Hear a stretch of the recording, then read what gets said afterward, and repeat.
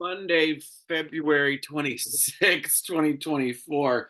What the actual fuck, The View? Um, First of all, I think what we might lose her mind uh, by before we get to November by having to just remind everybody because we keep talking about this fucking election and these two fucking um, idiot GOP candidates and whether or not Biden's old enough or not old enough or too old or whatever the fuck we're talking about. And she just has to keep reminding people it doesn't matter one goddamn bit what anyone on TV says. It matters what you do when you vote. That's the whole point. You got to go vote, and either you want a racist fascist dictator or you don't. That's it. Um, uh, and Amy Elsa Farrah Griffin is fucking like talking out of both sides of her mouth.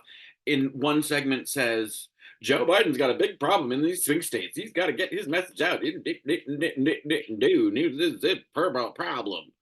And then she says, no, so many Republicans aren't just going to vote, just aren't going to vote for Trump.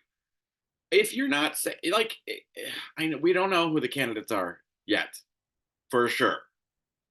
And there may be a third party candidate, which is going to be a fucking shit show if it is, if there is. But if you're not actively saying vote for Joe Biden to keep Trump out of the White House, you're part of the problem, Amy Elissa Farrah Griffin.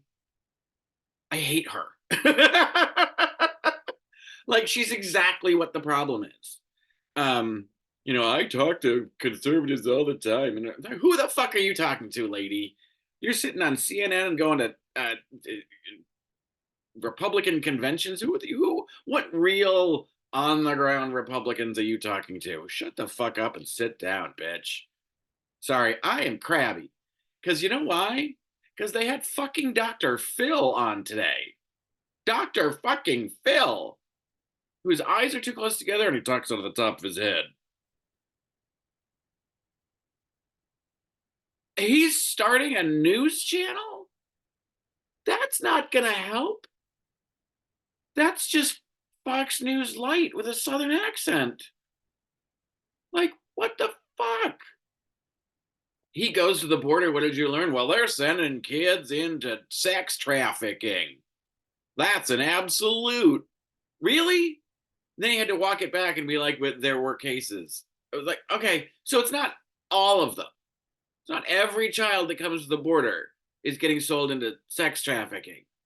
Like, Jesus fucking Christ. What a liar. And then he has the nerve to say that kids would have been better off going to school and getting COVID. Oh, at least Anna Navarro challenged him and said, you're not saying no kids died of COVID. Like there was a tiny bit of a challenge to him, and then they ran out of time. But it was just like, what a collective eye roll around the table. And if it were me, I would have been like, hey, I just want to make it clear. And now there's video of me sitting next to Dr. Phil, and I want to make it clear that I do not agree with Dr. Phil. He's an idiot. Oh my God. Why did they let him on TV? That was a terrible, terrible guest to book. I I'm so tired of giving these people air. He's a fucking asshole. What and now he's a complete COVID denier? Jesus Christ. Oprah should be ashamed of herself, by the way, for inflicting Dr. Phil on us. What a goddamn sham. And so now he's creating his own network. He's trying to be male Oprah with his eyes too close together, talking out top his head. Fuck you, Dr. Phil. And fuck you, The View, for having him on. Very crabby and tired this morning.